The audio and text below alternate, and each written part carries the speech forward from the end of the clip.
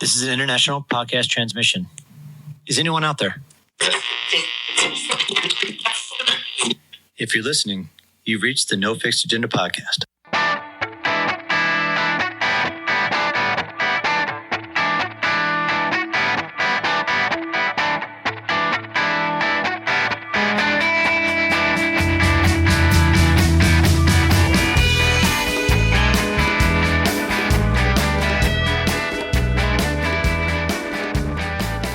I know exactly what it is. It's my Lego. It's your Lego. My nephew did it for me, so yeah. I keep it as a little. As a problem is, my nephew's 22, so it's not like he's a tyke. He's a grown man, but he still did it for me. Still so playing with Legos. Huh? That's the generation, man. dude, it's not even a generational. It's a Lego thing, dude. It's a Lego thing. It is if a total Lego If you're into thing. Lego thing, it's a Lego, dude. I know 60-year-olds that have like built cities of Legos in their they share their spare room is like a Lego museum, dude. I know. It's kind of nuts. I never got into Legos. Did you? Me neither. Did you ever get into Legos? As a kid, I did. Yeah, I couldn't afford it, bro. Well, they're definitely more expensive now. Yeah, dude. See, so I was never really into them that much, but you always have them when you're a kid, and it was always like that.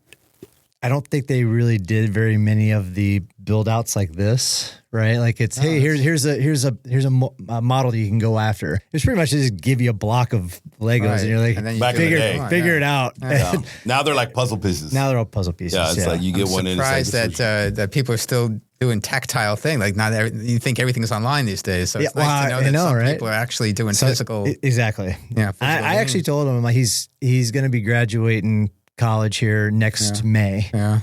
And I keep on asking him, like, what are you going to do? Do you have any plans? And mentality, I was like, honestly, man, he's into a lot of the radio DJ stuff. He's a DJ for his radio station in college, like the late night shift, like 3 a.m. shift. But he also is into the Lego thing. I'm like, we do have Legoland out here. I'm sure that we could figure out a way to get you an internship somehow at like maybe Legoland. Then he could play with really big Legos. They could just play with big Legos the entire time. Dude, they build cities, man. Have you seen that yet? Have you been to Legoland? I've been to Legoland, but it's been a while. But dude, the city, dude, is like the city. I took my grandson there, dude. It was like, holy crap. You have a grandson already? Yeah, I have a grandson already. He's got 6 kids, man. Oh, wow. Yeah. Anyway, let's get off the Lego. Let's get off the Lego. Let's talk about who we got in the room first, bro. Dr. Jason Karp, thank you for joining us today. We're talking about a little bit of you and I got connected because of the Donut Dash that we've got coming up. We're both on the USA San Diego track and field board. So we're kind of connected in that regard, but this is the first time that we're actually sitting down and chatting. Yeah. And one of the things that you reached out to me about was your current book, Can You Outrun a Donut? Correct. We've got a Donut Dash 5K and Donut Mile coming up in September. So there was this nice little connection with everything. And I was on your website and I started looking through everything. Congratulations, by the way, 17-time author. And 400 publications. Dude. Yeah. I spent a lot of time writing. Yeah, no kidding. So that's why I don't have 6 kids. Your kids are like your publications, man. Each book is like a little child. Oh, yes, 100%. Yeah. So I want to get into the current book so we can talk about Can You Outrun the Donut, but I want to get a little bit of background. And I actually watched your TEDx on your online, and it kind of gives you a little bit of that background of what got you into where you're at, the running and the coaching and stuff. So kind of give our listener a little bit of that background. Like, how did you get into the coaching aspect and into running? Yeah, it started when I was a kid. So my first love was actually baseball. And I played a lot of baseball and then got into soccer. And then in 6th grade, I started running track. And I just immediately became interested in the science of athletic performance. It started with baseball. Like my first scientific question I had was, how does a baseball pitcher throw a curveball? I was fascinated by the physics of that, how the pitcher can get the ball to move in the air like that to confuse the batter. I still find that the curveball a fascinating study of physics and the merging of physics and sport. I think it's very interesting. Wow. So I started having these questions as a kid, and it just grew from there. Like I was placed on this path that I never wavered from. I knew I wanted to study the science of athletic performance. And so that just directed everywhere I went to school. I wanted to study under the best so that I could be the best. So I was very particular about where I went to school. And I never knew anything else. I just fell in love with this subject as a kid. Yeah. And everything just grew from there. And I knew that coaching was going to be at the center of everything. Like I didn't know when I was a kid, like what job I would have, but I knew that since I realized at a pretty young age, well, I was quite fast when I was in middle school. I ran a 59-second 400 meters in middle school. But then when I got to high school and all the other kids started to catch up to me, I realized that it was just because I reached puberty earlier than everyone else. And so I was strong, I was fit, I was fast in middle school. I started shaving when I was in 8th grade. What? I mean, I had this surge of testosterone at a pretty young age compared to all the other kids. You were like Superman at that Right, age. exactly. That's how I felt. Like I was able to arm wrestle everybody. I was like the arm wrestle, like the amateur arm wrestle champion. I was challenging everyone in classes to arm wrestle. And I set the middle school district chin-up record in 8th grade. I did 24 chin-ups when I was in 8th grade. And so I was fit, I was fast, and I'm the same size now as I was then. I grew really just fast. stopped growing. And so I thought, well, maybe I really have some talent at this running thing. Oh. And then as I moved through high school and all the other kids they reached puberty and started catching up, and I realized that I didn't have that kind of talent to reach the Olympic dreams that I had as a kid. Yeah. But I always thought that if I don't have that kind of Olympic level talent myself, the next best thing is to coach others who do. Yeah. So I knew that coaching was going to be at the center of everything. And but I didn't know what else I was going to do. And then just over the years, I pieced things together, the speaking, the writing, the certification program that I created, all of that stuff just kind of grew out of this initial love that I had for athletic performance. I think it's interesting that you, in the 6th grade, you kind of had this mentality of, I want to study the science of it. In fact, I was like geeking out on, like, there were 2 pivotal books, I think, in my life that I read that came out in the 80s when I was in middle school.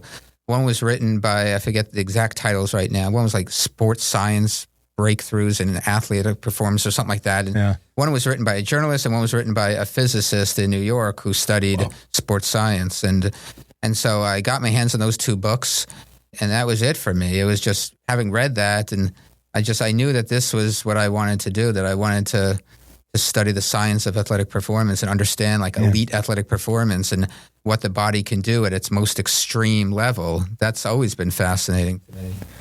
Here I talk about my nephew not knowing exactly what he's going to do at 22 years old. Oh, yeah. In 6th grade, this guy already kind of had an idea. I think I was just one of those lucky ones that I found a subject as a kid. Rare, for sure. And I literally ran with it. And because I know a lot of people, even when they're in college, they still don't know what they're going to do. And that's fine. Yeah. I just happened to have found this activity and this subject that I fell in love with. I found it quite interesting. I saw that you became the youngest collegiate cross-country coach. Yeah. Is that right? At 24, I was a head coach because that was my first real job. So after I finished my master's, I took time off. How did you end up with that position? Like, I just applied. So when I was getting ready to finish I did my master's degree at the University of Calgary. So I was living up in Canada, and I knew I wanted to get the PhD, but I wanted to take some time off. I didn't want to just go all those years of school straight. I wanted to get some experience. So I was just applying for jobs around the U.S. and I landed this job in New Jersey. I was at a small school, all women's college, and I was the head cross country coach. It was great. I loved it. Yeah. What was your first? That was your first coaching gig? Yeah, that was my first. I was 24. Yeah. Imagine that, dude. Yeah. no, Like you're sitting there going, like, dude, are you serious? Yeah. Like, I wasn't that much older than the athlete. The seniors on the team were 22, 21, 22. yeah, you're like. So I was pretty close in age to them. If you weren't in an all-girl school, they would have thought you were. Right. Yeah, because I looked like a student at the time. I didn't have this gray hair back then. So I could have easily passed for a student. Yeah. Yeah, that's crazy. How long were you a cross-country coach? At that school, at that school, I was only there 1 year because then I ended up moving to San Francisco. Okay. So I didn't stay there that long. Wow. Yeah. And then that lead into more coaching Yeah, the so I collegiate coached at a levels? couple of high schools in San Francisco. Okay. Also did some personal training. I taught UC Berkeley had an extension program. They offered a fitness certificate. So I taught some classes in their program. That was great to teach on the Berkeley campus. I was in my mid-20s. I was teaching on the Berkeley campus. That was pretty cool. That's not bad. Jeez. That's not a bad Talk gig. about an overachiever, bro. Like, And then I ended up being in San Francisco only like a little less than 2 years because then I went back to school to pursue the PhD. Wow. Yeah. And what was the PhD in? Exercise physiology. Nice. Yeah.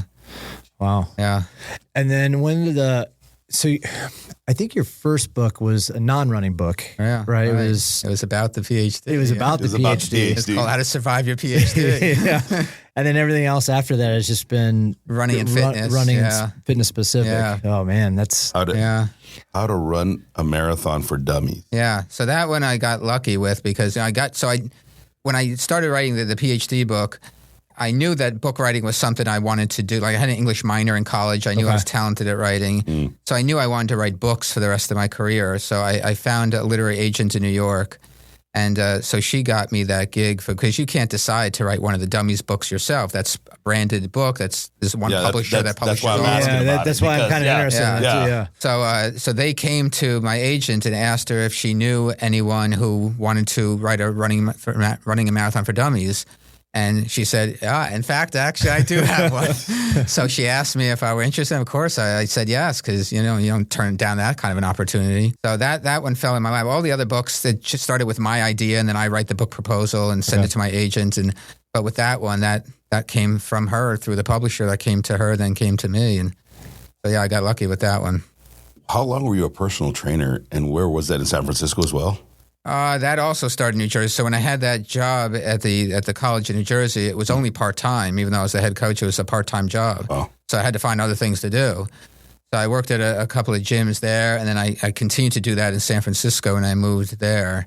So I did that for quite a while. And then even when I came out here, then I was past the PhD. I was in my mid-30s when I moved out to San Diego, and I was still doing that, not in a gym, but I was doing it. The great thing about San Diego, you can be a personal trainer all year round outside on your own. You don't need to be associated with a gym. Yeah. So I was finding clients here and there, and so I was doing that for quite a while. And that led me to win the IDEA Personal Trainer of the Year award, which is IDEA Health and Fitness Association. And How do you win the Personal Training of the Year award? Yeah, I want to know because I need to apply. Inquiring minds want to know. If you're in your 40s and 50s, you'll understand that reference. And inquiring minds want to know. 100%. If you're in your 20s, you have no idea. No. Anyway. Yeah.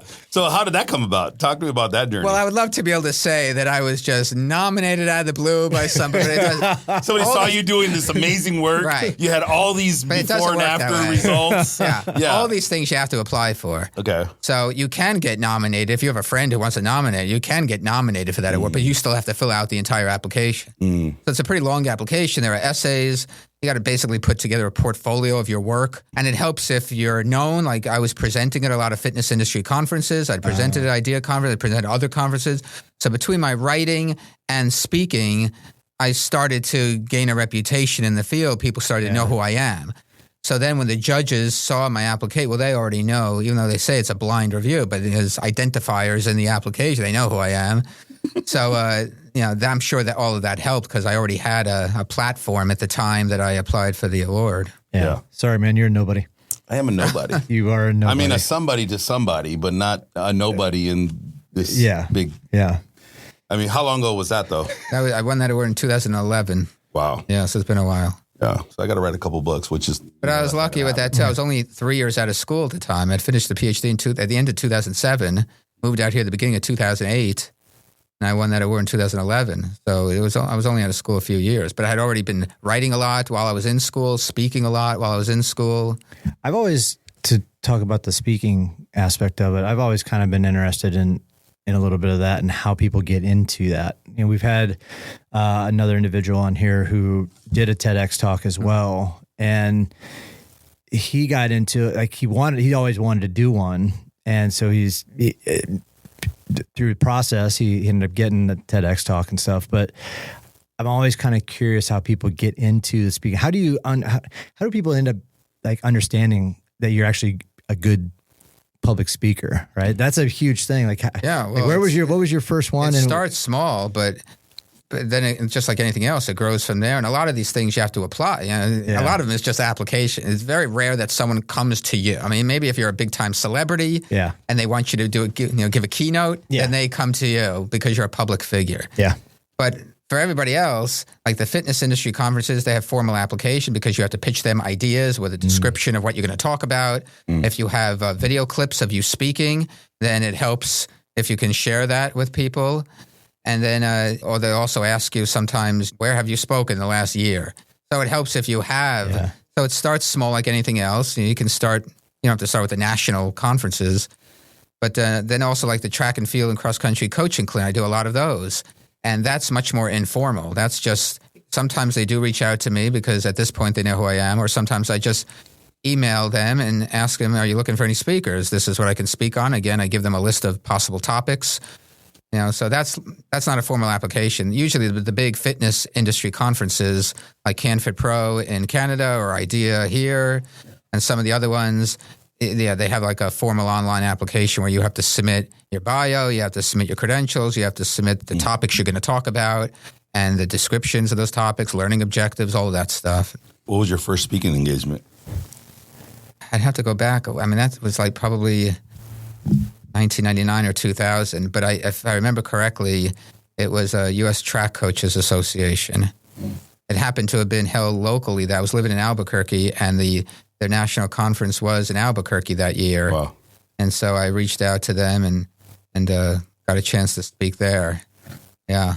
How nervous were you? The first one's always the rip the Band-Aid, right? I'm only saying that because, when the first episode here was very nerve-wracking for me. Yeah. I always tell people that ask me like, yo, you have a podcast? Yeah, but don't listen to the first 10 episodes, please. Well, I think too, though, like Omar and I have both talked openly about how I think both of us wouldn't mind doing the public speaking thing, right? So it's so that's kind of what we're interested in doing. I recommend it to everyone. I mean, as long as you feel comfortable. I mean, because you are going to be nervous. And the first time I spoke, I was quite nervous. Yeah. But at this point now, I mean, it's like a drug for me. I mean, I absolutely love it. Wow. And when I get done, and then I go back into my hotel room all by myself, it's like a downer. Yeah. Like I can't wait for that next hit. It's really weird. It is kind of like a drug. He's addicted to writing and speaking. Right? That's a good addiction. I just absolutely love standing in front of people, sharing the passion, sharing my expertise. But when I first started doing it, even though I still had that love and it still felt like a drug, of course I was nervous. But I get around that by being the expert in the room. I would be a lot more nervous if I were speaking about something that I'm not an expert on. Got it. Then you're fumbling for your thoughts and you're wondering what to say and you don't want people to see through you. But at this point, and it's not even at this point, it only didn't take that long because even when I got that first speaking opportunity, I was already working on a PhD at the time. And so it didn't take that long for me to feel really comfortable in front of other people and my education and expertise being like that shield. Like I knew that I was the expert in the room. Got it. And every time I enter the room, I try to command the room, not talking down to people because I don't want them to think that I'm, I don't want to come across that way. But I know that I know more than everyone else in the room. And that's not a cocky or arrogant thing to say. That's just the confidence that comes along with being a public speaker. If you want to influence people and you want them to listen to what you have to say, of course you have to be the expert. Otherwise, why else would they listen to what you have to say? Oh. They'll just go Google it if they want to know the answer. Yeah. What was that first talk on? I think it was on periodization, if I remember correctly. Yeah. I think What's your it was favorite on topic to talk about? That's tough to say because I've been lucky enough to have, like, a lot of my talks now are based on the books. Like, I turned the book into a talk. It's like even that periodization talk, that has changed over the years because one of my books is on running periodization. So I've changed that talk. And, like time I lived in Kenya, I've turned that into a talk because I have that book about that, coaching the Kenyans. Yeah. So I turned that into it. I've given that talk several times at coaching clinics around the country. And that's a fun one because it's also based on a personal experience, so I can share the experience of living in Kenya and coaching these athletes there and what I learned from them, because that's one of the reasons I went there, is not just so I can teach them, because there's no scientific training over there. So it wasn't just about me teaching them. I want to learn about how they do things and how I can blend what they do with the science of what I do. And so I love sharing that talk with people. The coaches eat that up. They absolutely love it, because everyone's enamored with the Kenyan runners. And so to learn their, quote, secrets of how they do things and what makes them unique, when I speak to coaches about that, they absolutely love that talk. That's what I was going to ask you about. How did that come about when you were the first American Kenyan coach there? It was a choice I made. I knew that other people, I have the kind of life that allows me to do what I want. Right. So if I want to go move to Kenya, I can go move to Kenya. Whereas if you have 6 kids, you can't go move to Kenya. They're all grown now. I can do whatever the hell I want. Well, that's good. But when they were growing up. When they were growing up, there was hell no. A lot of opportunities lost. So I went there for myself. They have camps there because a lot of people, they're so enamored with the Kenyan culture and Kenyan running that there are organizations that hold camps in this small rural town, which is the epicenter. So you didn't have, nobody invited you, just had the idea to go out there. You're like, I really want to know what they're doing here. Yeah. So I went to the camp there first just for myself. It was a 2-week camp. So I went there as a runner myself. And then while I was there and I saw what went on, that's what gave me the idea. And I thought, wow, this would be a great place to move to, live here, and coach here. And so then I had to put the plan together of how I was going to do that, where I was going to live and everything. And then the pandemic hit. Wow. So, this is during the affected pandemic. that. So, because I went there in 2019. Whoa. And then when I finally got the idea to actually move there, well, that was a year later, and then the pandemic. So I had to wait till that subsided because it affected them there. They all training groups, and that was all shut down. The schools were shut down. Everything was shut down. Wow. And they don't have, the students over there, they don't have Zoom like we have here. So all those kids lost a whole year of school. I'm sure the kids were happy, but that hurts, obviously, the country when you have a whole generation that misses a year of school. Yeah. So that's really bad. But that's the situation in Africa. They don't have access to the internet like we have here in every single home in America. We have access to the internet. They don't have that there. So I had to wait till the pandemic subsided. And then finally in November of 2021, kind of at the tail end of things, that's when I moved there. And when I got there, people were still wearing masks. And Eldoret, which is the closest major city, which was like 45 minutes away from where I was living. They have a shopping center there and a mall there, and it's a city, even though it's still by Kenyan standards. It's not like you think of a mall in the U.S. It's not like this. But still, they have more than what they had in the rural towns. So like when you enter into the shopping center in Eldoret, they had a hand washing station. They had a guard there to make sure everybody washed their hands, and you wear a mask. And so it was when I experienced that over there that's when I realized that this pandemic really is all over the world. It's not just, we tend to think in the U.S. that life is about the U.S., but we're a little pighead. Right. But when going over there on the other side of the entire world and seeing what went on. And so, but that was already starting to subside when I got there. And then by the time I left there, everything was gone. No more hand washing stations outside the mall, no more mask wearing, and everything was back to complete normal. For? I ended up being there 6 months. Okay. I had no idea how long I was going to go. I thought maybe I'll go up to a year and we'll see how things go. Because the difficulty of coaching there is that they don't have any money. And so they look to outsiders.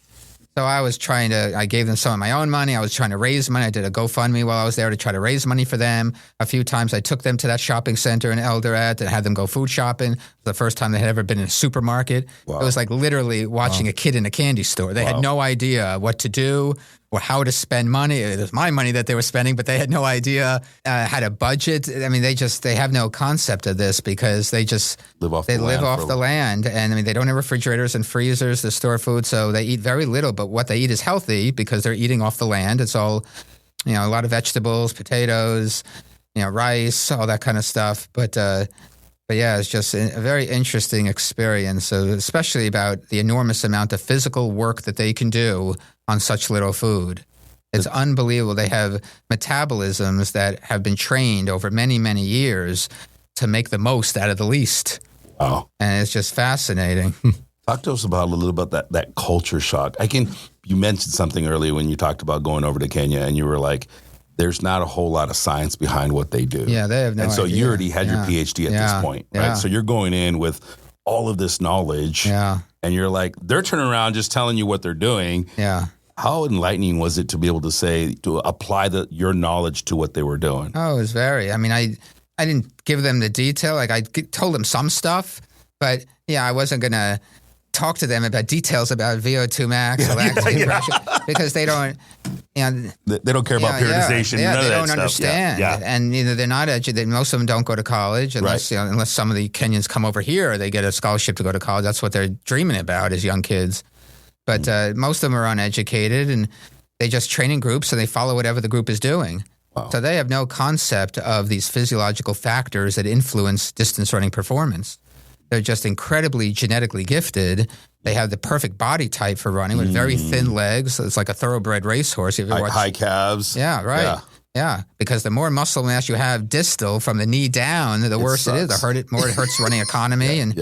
So they have very thin calves, and the muscle mass is situated more proximal toward the knee. Yeah. And even their thighs, I mean, they have legs that look like sticks. Yes. And they have long, slender Achilles tendons, which is great for propelling yourself like a jackrabbit. Yeah. Across the ground. Those fast twitch fibers are super easy for them. Yeah. It comes natural. And it doesn't cost much oxygen for them to lift their leg up and put it down and lift it up and put it down because they have very lightweight legs. Oh. So they're perfectly built for running. And so you combine the genetics and the anatomy with the fact that they just run every single day, a lot, twice a day, and running is their way out of poverty. They run twice a day. Oh, yeah, they run twice a day every day, except their long run on Saturday because they're going so long. That's just one run that day. And then you have the socioeconomics, that running is their way out of poverty. Wow. I mean, imagine in the U.S. if we had one athletic endeavor that was your only way out of poverty. So whatever athletic talent they have in the country is all funneled into running, into distance running, because they perceive that this is their only way out. Wow. And so that you have both the genetics and the socioeconomics merging together, and that's what makes them so good. Yeah.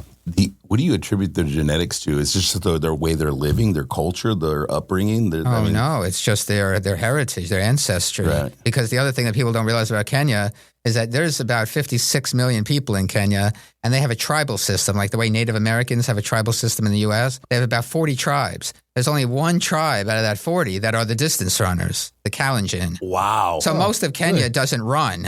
Wow. And you go to Nairobi, it's the major city, the capital. They have regular jobs just like we have regular jobs here. So there's the stereotype right there. Yeah, but there's this one slice of Kenya that are the really good distance. So like all the athletes you see in the Olympics from Kenya, almost all of them come from the Kalenjin tribe. Wow. So there's the indication that this really is genetic. Because it's not even all of Kenya. It's this one ancestry. And the Kalenjin, they all come from these rural farming towns. And then they all congregate to move to this town called Iten, I-T-E-N, Iten. And that's the epicenter of Kenyan distance running. Wow. There's a high school in Iten, St. Patrick's, that has graduated more Olympians, more future world record holders than any high school in the world. Wow. So, I mean, it is a pretty fascinating place to be. Yeah. It's very inspirational if you're a runner. And it's not like it's spread out in the U.S. Like if you walk outside your door, well, you don't see any runners, right, in the parking lot. You have to go to find the runner. Yeah. In E10, there's about 2 or 3 paved roads. Everything else is these red dirt rocky roads. You walk outside your door, and there are the runners. I mean, you can't help but not see them. They're all over the town. It's a very small town, and it's filled with hundreds and hundreds and hundreds of elite runners. Wow. And so it's in your face all the time. The kids, as we were running, the kids are walking and running to school, and they see world record holders running by, and they see Olympians running by. So what do you think is going through their head? They aspire to do that. Yeah. And so they don't have to go looking for it. It's right there in front of them every single day. So it's a pretty unique environment. Yeah. It's a very unique environment. Yeah. How's that socially though, as far as the economic impact and the shoes that they wear and stuff though? I mean, So everything is given to them. So the only time, at least my group, so at the largest I had 10 people in my group, and they have a small running shoe store there, but usually it's only for the visitors. Like there's a lot of international runners that will come there, spend a month at a time. There are a lot of guest houses for the runners to stay because everybody wants to come and train with the Kenyans. So there's a lot of guest houses, and they have a running shoe store. But the locals can't shop at the shoe store. They don't have $80 or $100 for a pair of shoes. So I actually took them once. They didn't know, this is a funny story, they didn't know I was there during Christmas time. They didn't know who Santa Claus was. They're not told about the legend of Santa Claus growing up. And so I explained to them who Santa Claus was. And so I took them to the running shoe store at Christmas, and I told them that I'm going to be your Santa Claus. And so they were like, "Who are you? We don't care." You're, So first of all, they they didn't say you're too skinny to be a Santa Claus. Yeah, because they had no idea. They had never seen images of Santa Claus. And, they come over to the U.S. They're like, "Wait a minute." So I took them to the shoe store and bought them shoes. And I mean, their eyes lit. That was the first time they'd ever worn a new pair of running shoes. What would they normally run in? Like if they can't afford They do it? wear Nike a lot, but it's given to them. Like when the international runners come, they give them clothes. They bring shoes with them. So the shoes that they are wearing and that you see in the picture, if you follow them on Instagram or whatever, a lot of people will post about them. And so all that's on their person, the shoes, the clothes, it's all handed to them. They're not going shopping for this stuff on their own. Interesting. Yeah, except like the superstar, like Eliud Kipchoge. Well, he's a millionaire probably even by American standards at this point, but certainly by Kenyan standards, he's a millionaire. But he's the exception to the rule. He's Faith Kipyegon, same thing. So all the superstars that we see at the Olympics, well, they're the ones who have made it. They're the ones who have gotten out of poverty and they've made it, and they get endorsement deals, and they're set for the rest of their lives.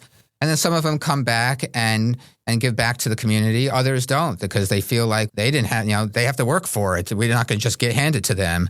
Like physical work, physical labor is very, what's the word? It's very valued there.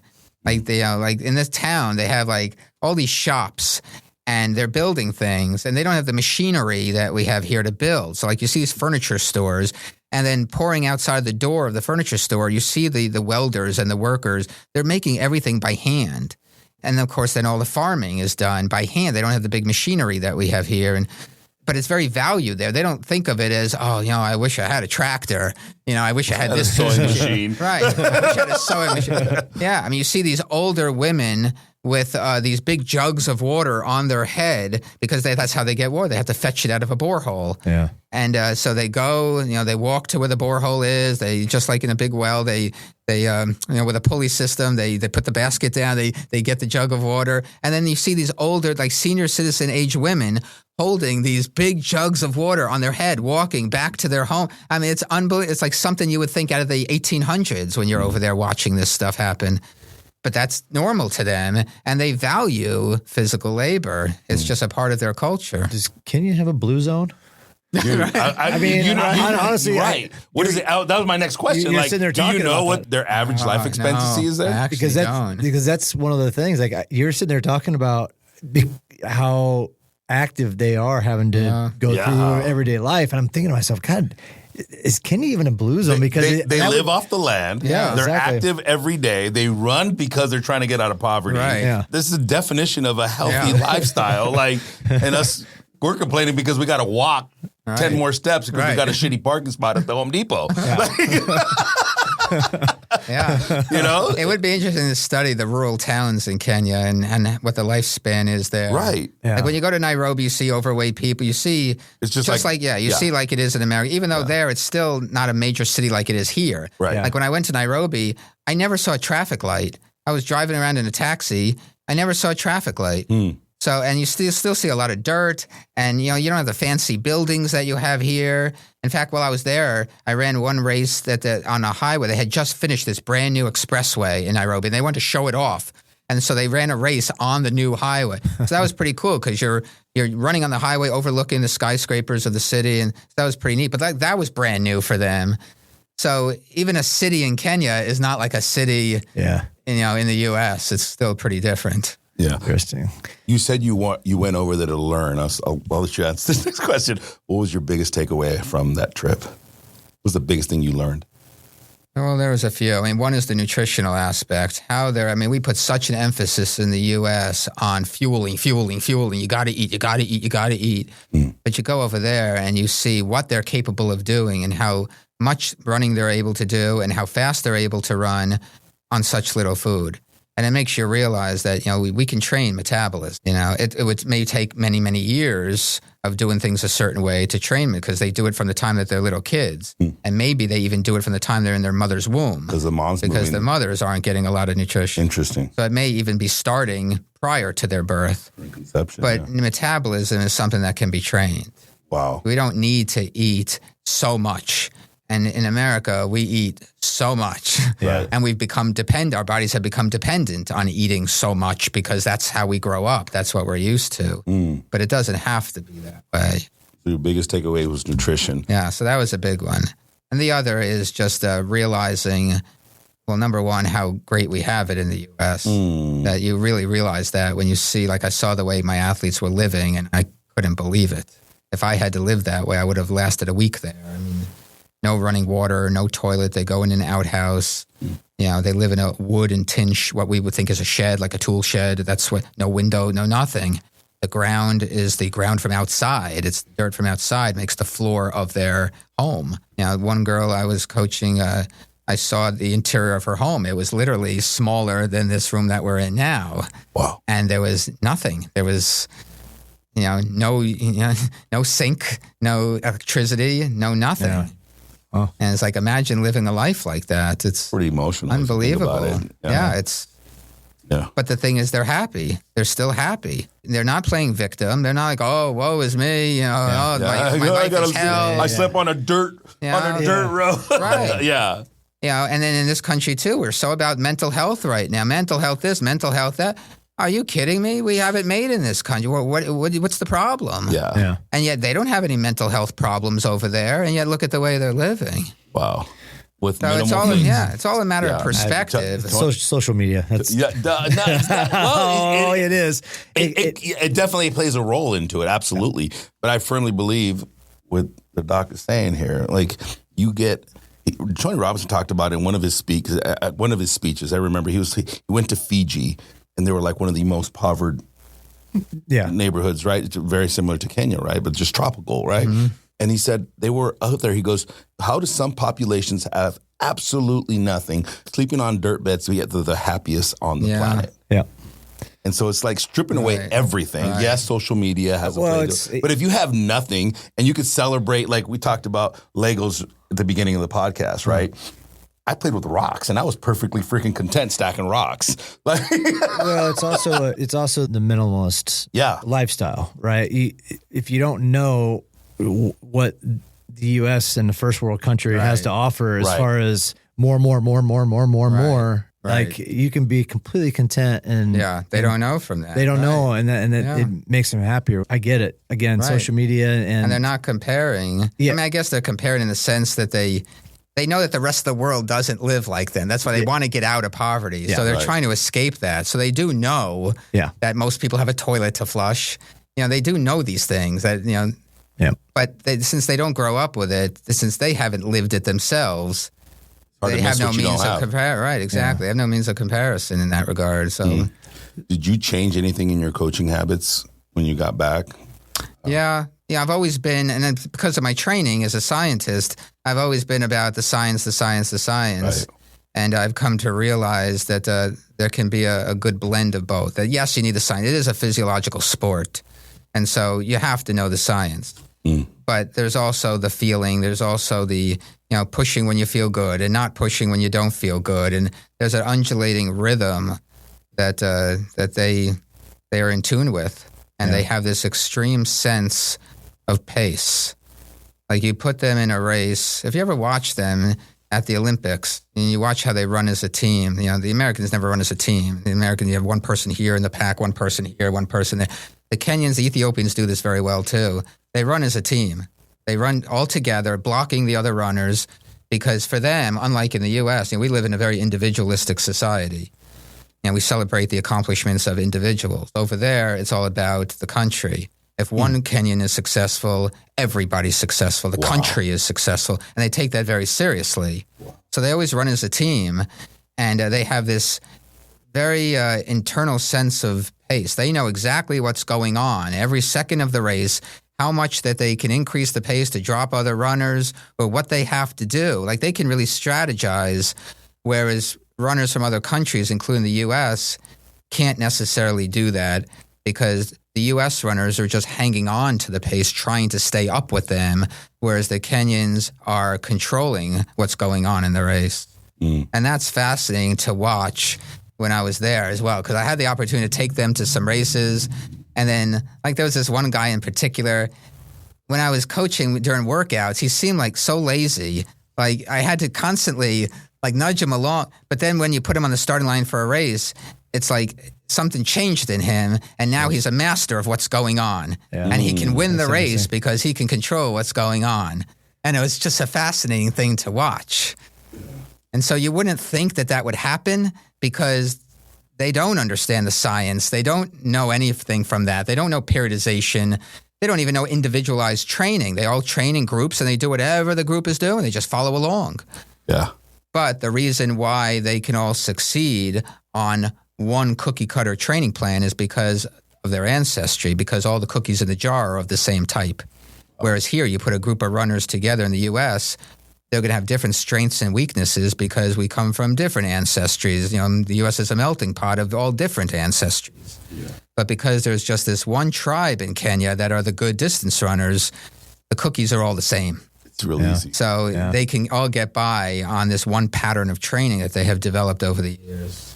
Talk about confidence. We talk about that like in strength training, like the confidence underneath the barbell, especially when you're pushing at the top level of your capacity, the command control of that way. You better be extremely confident. If you go in with the mindset of not, right? And so it's pretty impressive to do it, to know it from like a running perspective, right? And that's the way their mindset is too. I mean, they have no doubt. You talk to everyone in that town of Eton, they have no doubt that they can be the next world champion. Wow. I mean, and that's what they're all training for. Now, of course, in reality, they're not all going to break through and make it. Right. But they don't know that. They really believe that if you do the physical work, success in running fast is the logical conclusion of doing the physical work. To them, it's all physical. There's no doubt. There's no mind games. They just do the physical work, and they wholeheartedly believe that it's all about the physical work. That's interesting. Yeah, I've been reading a lot more about like running, right? I'm reading Run Faster, How to Run a 5K and a Marathon Faster, Fitzgerald and Henderson. You better be reading some of my books, too. I will. I'm trust me, it's on the list now for sure, especially your periodization. I kind of read the synopsis on that, and I'm really interested in that because I coach high rocks, and it's a running sport, and how to program for athletes at different levels, you know, to have the talent level of a Kenyan runner would be awesome, but obviously we don't. I'm kind of interested before we get into the current book, because you were into like the 80-20 rule. Yeah. Before you're now into what you're reading now. Correct. And I'm curious on your philosophy on I talk some a lot of that. about that in the periodization book. Okay. Because that's really just, I don't want to say a myth. It's commercialized in a way that shouldn't be. Because there's an inverse relationship between volume and intensity. So all that is an artifact of the inverse relationship. The more volume you do, by necessity, the much more of it is going to have to be done at a low intensity. Interesting. But if you're only running 30 miles a week, does that mean 80% of it should be at a low intensity? You could do that, but it's going to take you a long time to get fit. You know, sprinters are well known for high intensity all the time because their volume is very low. You know, a sprint workout may just be 4 times 200 meters, very, very fast. Yeah. And that's the entire workout. So only doing half a mile of volume, but that's why they can do high intensity. And the same thing is extended to distance runners. The reason why, where that came from is the descriptive research on all the best endurance athletes in the world, running, cross-country skiing, cycling. Interesting. And it turns out that they hover around 80%, even up to maybe 90% of their volume is done at a relatively easy intensity, and the rest is a high intensity, high meaning above threshold intensity. Yeah. But that's also because the Kenyans are running, you know, twice a day, every day. They're running upwards of 100 plus miles per week.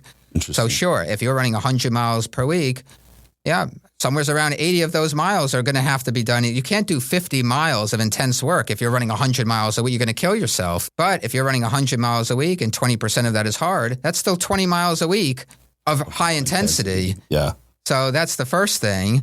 The second issue is that because these great endurance athletes have such a high VO2 max, even at a low intensity, they're getting a pretty strong stimulus. Like if you run easy at 70%, if your VO2 max is 80, let's make the math easy because I know we're on a podcast.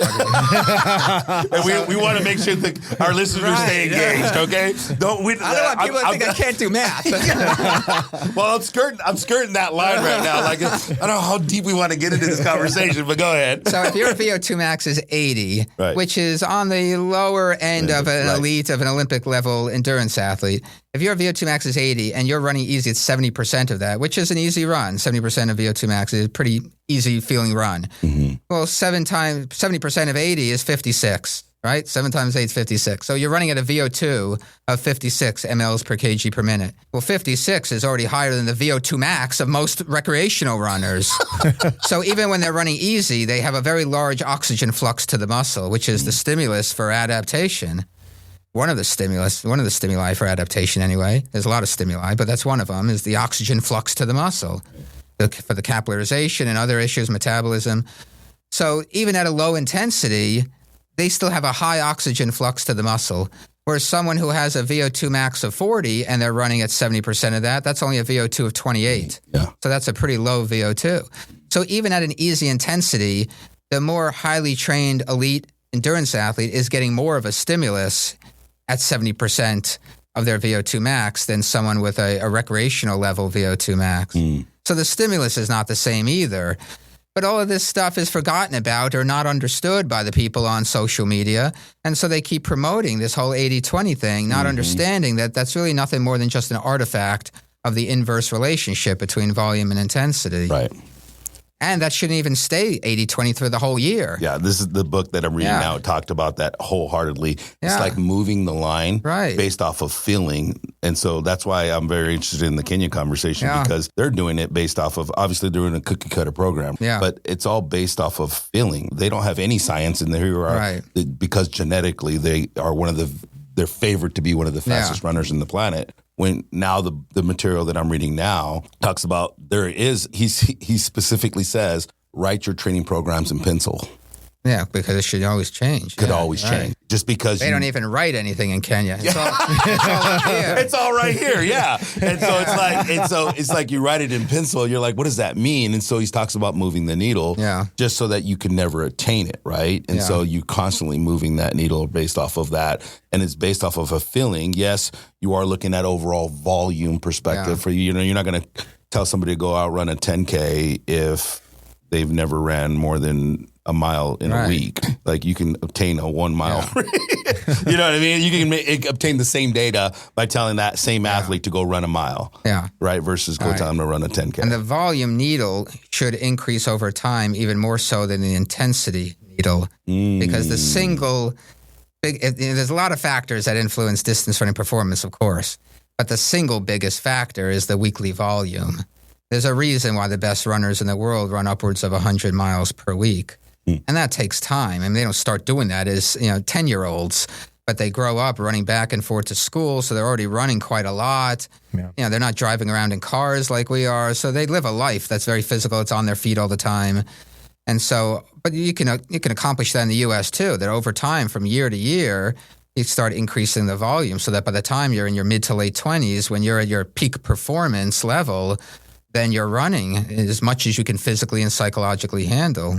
So say that again. The volume is greater than the intensity. For endurance sports, but the intensity has to move. So also the volume of intensity is very important. So it's always a volume thing, whereas for sprinting, it's all an intensity thing, right? You got to run fast. But for endurance athletes, it's all about the overall volume and then the volume of intensity. So maybe when you first start out, say, let's just pick a random workout, 400-meter reps. Maybe the first time you do 400-meter reps in your lifetime, maybe you just do 3 or 4 of them. But then 10 years later, maybe you're doing 20 of them. And so you're running at the same speed, but now you're able to handle a greater volume at that intensity. That's a signifying characteristic of maturing as an athlete, is that you're able to accomplish more volume at a given intensity. Interesting. I'm geeking out right now, dude. I know. I knew there would be a connection. Out right now, dude. I knew there would be a connection because I know what you're reading and what you've been studying because of the high rocks training perspective. So I thought it'd be kind of interesting. 100%. It's like I can train somebody underneath a barbell all day long, and I feel very confident in that coaching ability. I personally am not a runner, as you can see. But Well, I would argue that every human is a runner. Yes. Exactly. Okay. Yes. It's a good argument. Jason made this point when he came in. He's like, "Man, you're much bigger than I thought you were going to be." He's like, "You're definitely not built like a runner like I am." And I'm like, "No, I'm Clydesdale division." Baby. Clydesdale Kind of in a division, running yeah. context Yeah. on the board of the USATF San Diego. So I just assumed that He was a runner. he was gonna run. Definitely not built like a runner. That's No, for sure. definitely not. Again, Clydesdale division. You're in the same boat. So Yeah, it's fine. 100%. Dude. You lost me after 5K, bro. But you're right. Everybody has a capability of running. Where's your take on some of these other sports? I don't know how much you're tracking. I mean, outside of track and field, cross country, and endurance-based running, I'm seeing a lot of other like functional running sports out there. What's your take on those? Well, I think anytime we can include running in something else, it's going to be beneficial to people. I mean, I'm a little biased in that, but I do think that running is, if you had only one exercise that you could be allowed to do for the rest of your life in terms of fitness and health and mortality, I mean, running is it. And, there's a mountain of research evidence to show the benefits of running, both physically and psychologically, the whole runner's high thing. I mean, I've never heard of the football player's high or the weightlifter's high. You don't necessarily. You never see me in the weight room. Oh, though. yeah, that's true. That's true. Maybe you should start that term. Yeah. Weightlifter's high. Yeah. That's gonna be. I'm Yeah. gonna go get a PhD in that right now. But there's a reason why we have that term for running. That didn't come about by accident. Is because people recognize that running, I mean, it's almost meditative in that sense. And so what it does for you psychologically and how it gives you that high. And I think the reason why running gives you that and other things may not is because running is who we are as animals. Whereas other activities, you have to learn how to do it. It's, cycling is not a normal physical activity for humans. Swimming is not a normal physical, we're not fish. We can't breathe underwater like fish can.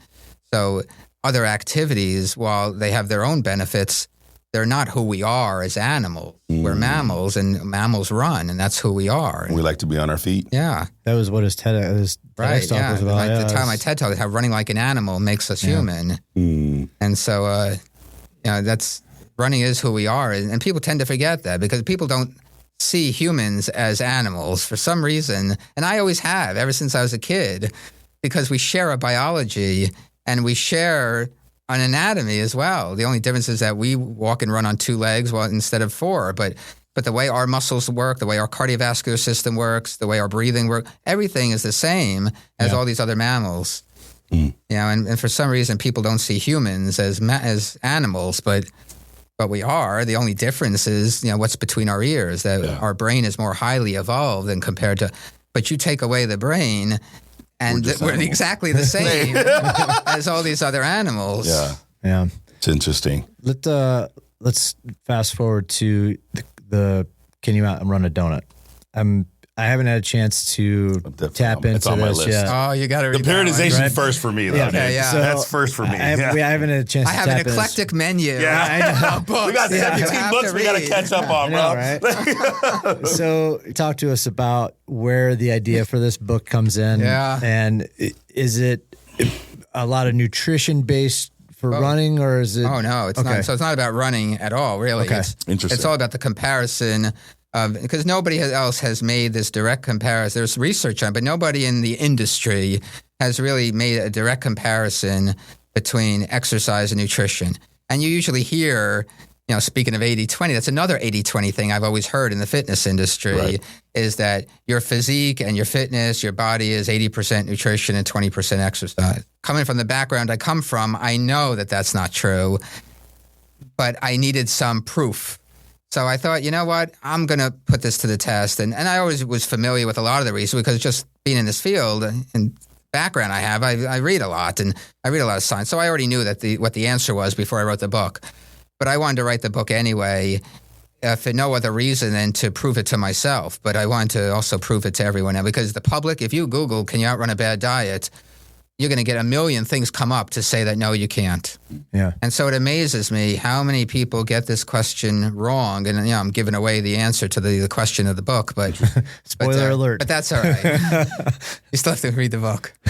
But so I want to delve into the enormous body of research on this subject. And I look at it from 4 different perspectives: body weight, health, mortality, and performance. And from any way you look at it, it's pretty clear that you can easily outrun a donut if you're willing to do the physical work. So I use outrun as the metaphor, but it could be any form of exercise. But cardiovascular exercise is more effective, especially for burning calories. From a caloric burn perspective, absolutely. So when it comes to, and then also the other confusion is with body weight is that, the conversation always stops at weight loss. And if you're just looking to lose weight and you don't care what happens after you lose the weight, then nutrition is then your diet is more important than exercise. The research is very clear on this. To lose weight, the diet is more important than exercise.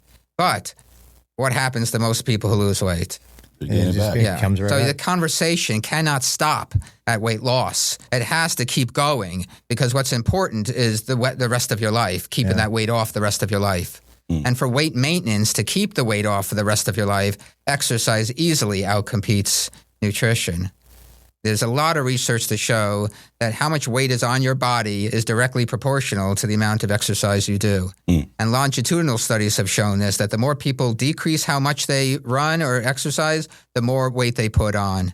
So I wanted to really dig into all this research. So the book is basically a scientific literature review on, I got 344 references at the back of this book. So, I spent a long time just reading and interpreting the research and talking about the different research studies and what they have found and why they found what they found, and to really compare nutrition and exercise, because I really think that can direct policy in the future, that can direct weight loss programs, because everyone focuses on the diet. Eat this, don't eat that. Buy this supplement. Right, exactly. Yeah, supplements are huge, especially since they're not regulated by the FDA. So anybody can sell whatever supplement they want and say it's a magic wonder drug, and there's no regulation on supplements. And so, but people get the answer to the question wrong, that you can outrun a donut. And in fact, that's where the emphasis should be. We need to stop worrying so much about the diet. Of course, the best combination is exercise a lot and eat well. That is, the research is clear on that too. That's the best case scenario. But if you're going to spend a lot of time, energy, on money on programming and stuff, the exercise component is more important. And one of the main reasons why exercise is more important is because nutrition can't do a damn thing for your fitness. Nutrition does not make you fitter. Yeah. No. Now, there are 5 components to physical fitness: cardiovascular endurance, muscular strength, muscular endurance, flexibility, and body composition. Nutrition can only affect the body composition. It cannot make your muscles stronger. It cannot improve your VO2 max, which should be treated like a vital sign, a person's VO2 max. It's so important to tell you about a person's cardiovascular health that it should be treated like a vital sign. Just like we measure blood pressure and pulse oximetry, we should also measure VO2 max, although it's harder to do than measuring someone's heart rate and blood pressure. That's why they don't do it quite often. But now with some of the wearables, they're trying to get closer to predicting what someone's VO2 max is. So it's still not that accurate yet, but it's getting better. The heart rate measurement has to be perfect in order for the prediction of VO2 max to be correct. But that's that's what exercise does. It improves your cardiovascular fitness, improves your muscular strength, improves your flexibility, improves your muscular endurance. Nutrition can't do any of those things. And the fitness is what matters more. The other thing that the research shows is it's better to be fat and fit than to be thin and out of shape. Yeah. In terms of health and mortality, it's the fitness that matters, not the amount of body weight that you have on your body. It's the fitness that matters much more. I coach this a lot, especially because I own a gym. And one of the things that I hate about doing in my gym is selling. And it's a nasty necessity.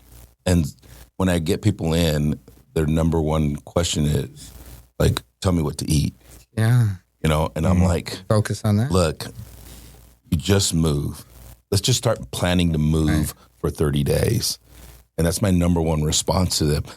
And I'm like, trust me on this. Just start moving for 30 days. Yeah. Show yourself that you can move regularly for 30 days. Honor that commitment. And whatever that commitment is, 2, 3, 4, 5 times a week, whatever that is, keep moving. But then we like bolt on the nutritional aspect, which doesn't have to be extravagant. No, it doesn't. Right? I mean, you just talked about Kenyans running on minimal calories, right? And so obviously they do that through several years of genetic just disposition that they have. However, in the United States, we have a calorie overconsumption issue. And so just pulling that back from them or peeling back that onion and showing them that really, if you just understand what your total daily energy expenditure is, and it's not a perfect fucking science. It's not, right? It's you're basing it on how you feel, based off of how much stress level you have, what's your age, what's your body composition, all these things. And it's one of the hardest things that I have to sell as a gym owner. Yeah. It's the hardest things that I have to sell. And that's probably because of society. They're always pushing the nutrition. It's diet this, diet that. And the other thing that research shows is every single diet works as long as they do one thing, reduce calories. Yeah. And one of my other, I have one book called Run Your Fat Off, and I tell stories to frame each chapter of people who have lost a lot of weight through running. And I tell the story of Dr. Mark Haub. He's a nutrition professor, metabolism professor at Kansas State University. And he was a runner in college. And he himself, after he became a professor, he stopped running. He himself had to lose weight. And he wanted to try this thing for his metabolism class, which became known as the Twinkie diet. He was just going to eat Twinkies and ding-dongs. I've heard about this. It's good, dude. It's so good. And he got a lot of press for this. He made the morning TV talk shows about this. And I mean, this is going back a little ways now. But he limited himself to 1,600 to 1,800 calories a day, only eating Twinkies and ding-dongs and all the food that we think is obesogenic, the foods that make us fat. And what happened? He did this for 10 weeks. And he dropped a lot. I don't remember the exact numbers in my head now. I have to go back and read it in my own book. But he lost a lot of weight, and his blood lipid profile all got better. His triglycerides got better, cholesterol got better, because that's what happens when you lose weight. Even though you're eating this stuff that we consider being junk food, but his blood lipid profile got better because he lost a lot of weight. Even though he was eating all this garbage, but because he limited himself to 1,600 to 1,800 calories a day, his health got better, and his body weight got better. Yeah. So it's not really about what you eat. That's why I came up with the quirky title, Can You Outrun a Donut? Because the donut is the symbol for what people think is bad food. Yeah, unhealthy. But, if you eat less, even if you're eating ice cream, if you ate only 1,000 calories a day, but it was only ice cream, you're going to lose weight because 1,000 calories a day is not much. Yeah. That's why I love going overseas. You go to Europe and you got smaller plates, and you're eating a lot less, and you're like, oh, you're eating more because you're eating smaller things, but it's a lot less per, and you're like, oh, this is great. Right. I tell that Twinkie story all the time to my clients. One of my clients actually liked pizza. Yeah, so I get you to lose weight eating pizza. And they're like, no way. They're like, watch me. It's somehow so cool. People associate the junk food with increasing body weight, not understanding that it's the calories. Yeah, it's a calorie. You could eat, if you ate 5,000 calories a day of kale, you're still going to gain weight. Yeah. But I don't think anybody can eat 5,000 calories a day of kale. Yeah. That'd be hard to stomach to eat that much kale. I need to see what their bowel movements are like, dude. Right. But to that point, though, it's too, like, you get into this, like, oh, I'm just going to eat some salads. And then all of a sudden you start piling in the dressing and all that stuff. And as to that point, like, you can have 5,000 calories of kale or 5,000 calories of a salad. You're still going to start gaining weight based on that, right? Right. It's such a fun. All I had was a salad of 5,000 calories. You walk into a salad.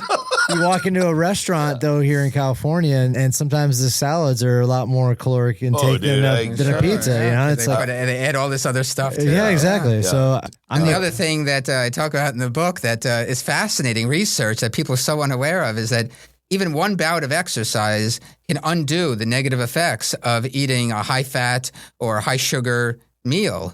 There's a lot of interesting research where they feed these subjects enormous amount of calories over a several-week period of time, and then they have them exercise or not exercise, and they look at health outcomes. They look at the blood lipid profile. They look at dilation of blood vessels and what's called flow-mediated dilation, which tells you the health of the endothelial cells that lie that line the vessels. And so they look at in response to a stimulus how much in response to a certain amount of blood flow, how much the vessel dilates. It's called flow-mediated dilation. And that could tell us the health of the blood vessels.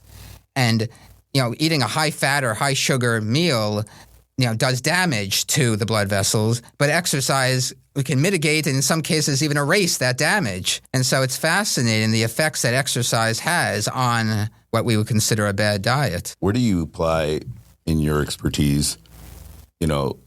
We talk about strength training like in the 80s, right? And what that was, you got the Arnold Schwarzeneggers piling all this muscle mass that really probably was, which mimics obesity in a lot of ways. Where do you apply strength training into like the sport of running? Well, that gets into a whole nother topic with something I've been pretty vocal about over the years. But it depends on what the person's goals are. Like for the average person who is running for health and fitness, strength training can play a huge role in that. For someone who's looking at more for performance, or if they're strength training for the purpose of prevent injuries, then the evidence is not as strong that it does those two things, especially for running injuries. The evidence that you should strength train to prevent the kinds of injuries that runners get, very weak evidence. There's not very much evidence that strength training actually prevents the kinds of injuries that runners get.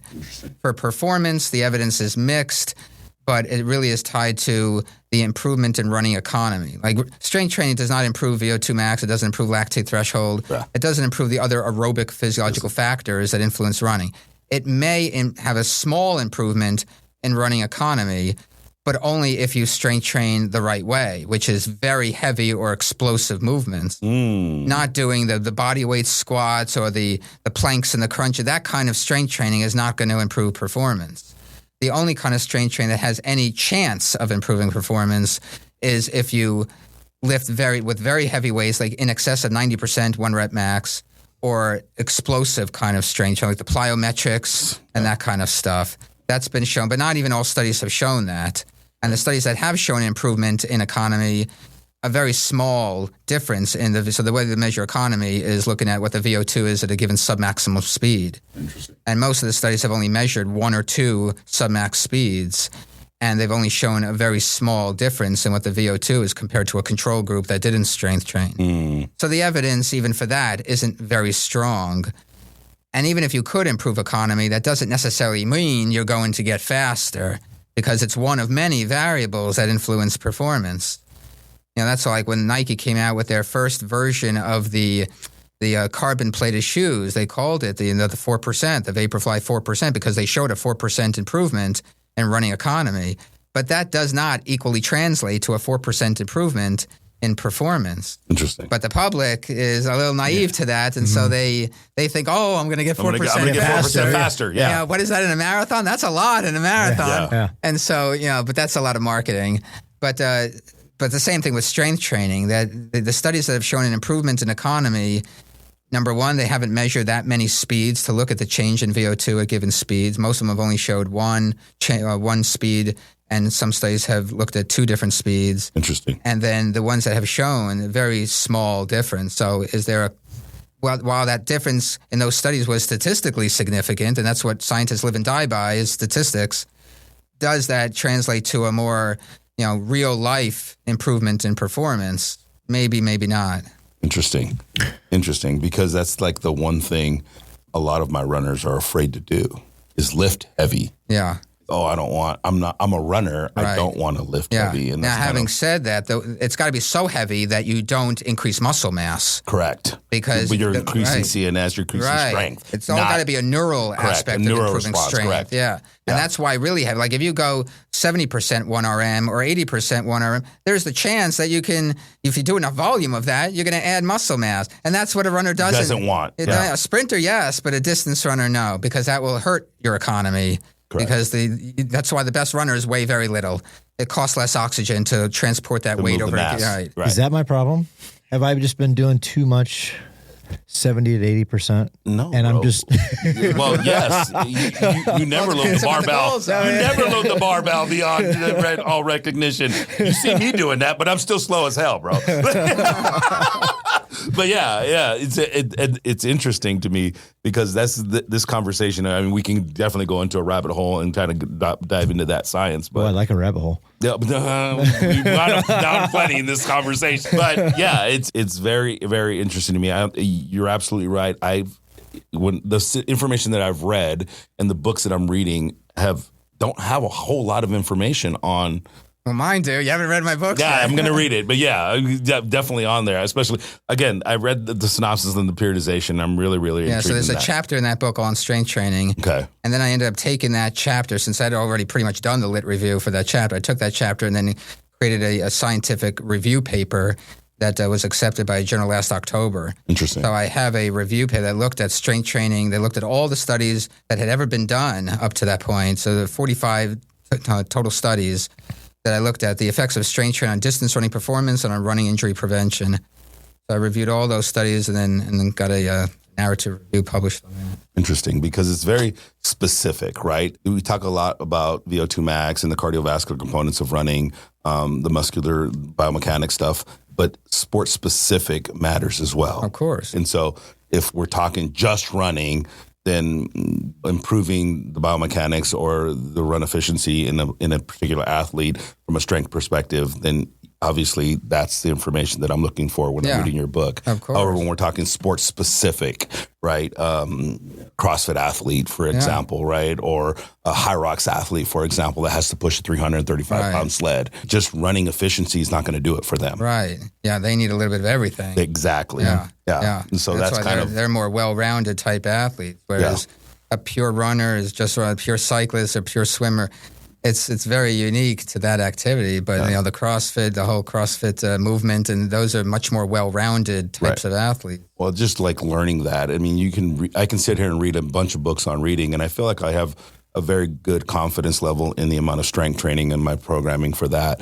However, the running aspect, and then the last component of all those things is kind of marrying the two. And what does that look like? Because if I go very specific in a type of training modality one way, then it's going to impact their run efficiency, right? But if I improve the run efficiency, then they're not going to be very efficient in the strength movements, right? And so kind of like finding that balance. That's what's hard to get right, because there is incompatibility between strength training and aerobic endurance training. 100%. And so that's why you don't want to add any muscle mass at all, because the two major reasons, one we already talked about, that it costs more. It hurts your economy because it costs more oxygen to transport that body. It also has to do with the capillary density. Interesting. The larger, and this is one thing also that the Kenyans benefit from, by not having a lot of muscle mass on your legs, and by doing all that cardiovascular training, which increases capillary density, I mean, you want as many capillaries per square millimeter of muscle as possible because you enhance diffusion of oxygen from the capillary inside the muscle mitochondria. Interesting. The larger the muscle mass is, then the fewer capillaries you have per unit area of muscle, then you're going to have to try to overcome that with more aerobic exercise to make more capillaries. You want this intricate spider web network surrounding the muscle fibers, and you want as many capillaries surrounding the muscle fibers as possible to enhance oxygen diffusion. And so, the less muscle mass you have on your legs for a distance runner, the better it is, because it enhances capillary density. Which is possible, which is doable, right? I mean, you watch, I've been in a lot of powerlifting competitions and stuff like that. You watch a 180-pound guy lifting 300, 400 pounds. It's like, how's that possible? So it's totally doable. So enough about that. and so I will keep going, dude, on and on, and I'll keep on sponging off of your knowledge and information. That's so good.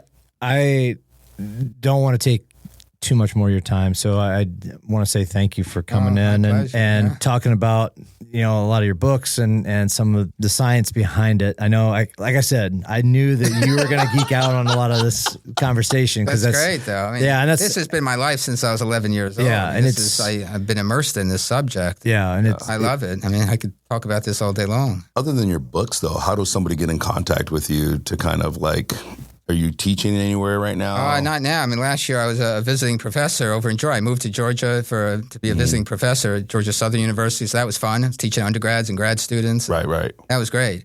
But now, I'm completely on my own. Interesting. Yeah. So talk to us about your certification, because that's something I might want to give some of my coaches to do. Yeah, so in 2015, I created my own run coaching certification course, but I'm not involved in that anymore. I sold that business in 2022 to International Sports Sciences Association, ISSA. So they're a big fitness education company. They sell lots of different courses on different topics, and so I was happy to sell the course to them. So I started looking for a buyer for that during the pandemic, because at the time I offered it two different ways: as a home study course that people could do on their own, and I was traveling to teach the course. And I loved that, but then that got all shut down during the pandemic.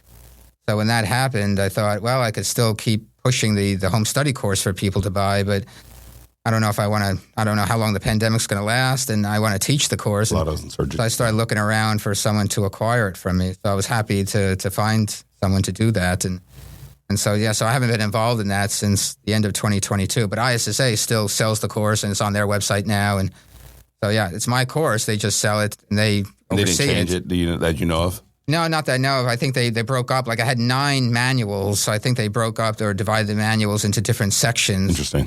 So that people don't have to do it all in one shot. But there's no more live course to it because they don't teach a live course. And so, but now all the certifications, they've all moved to online. No one teaches anything in person anymore, fortunately. Yeah. But it's still available. It's just through them now instead of me. Where can people find your books? Oh, they're all on Amazon. It's funny to me when people ask me, because Amazon started as only selling books. Only selling books. And guess what? They still just sell books. Exactly. They still sell books. Now they that's where sell I do all everything my else. reading. Yeah. But they still sell books. So all of my books, they're on my website, but most of the links on my website go directly to Amazon anyway. And what's your website?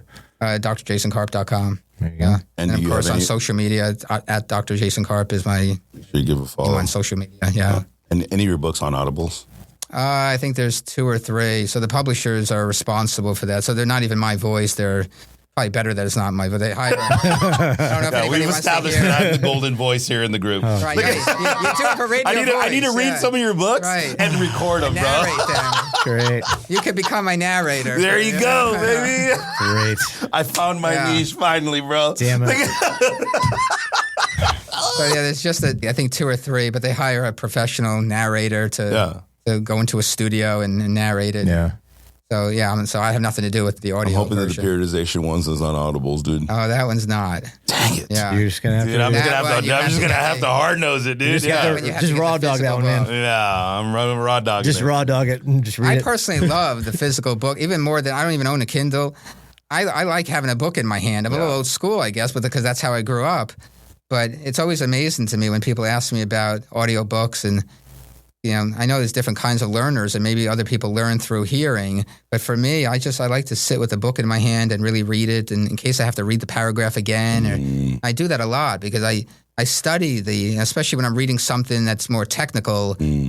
Unlike a novel where you only have to read a sentence once and your eyes graze over it. But with more of a technical book or learning about training, to me, it's I study it, so I have to reread the same thing over and over. And obviously, you can't do that with audio unless you keep going back and playing it back, and that's a little awkward. But I'm an audio guy for sure, but I'm also, because I have several disabilities in my learning, right? And so I have to read the book. It has to capture me. I feel like there's nuggets in there. Once I grab the nuggets, I go, okay, I need to grab the book in person because I retain different information by reading it versus just listening to it. Right. So interesting. And All you right. can highlight. You can't highlight an audiobook. Yeah. You can highlight the text. All right. Yeah. Jason, thanks, man, for coming in. Appreciate it. Yeah, my pleasure. Keep it coming. Another round. Oh, keep it coming. Another round.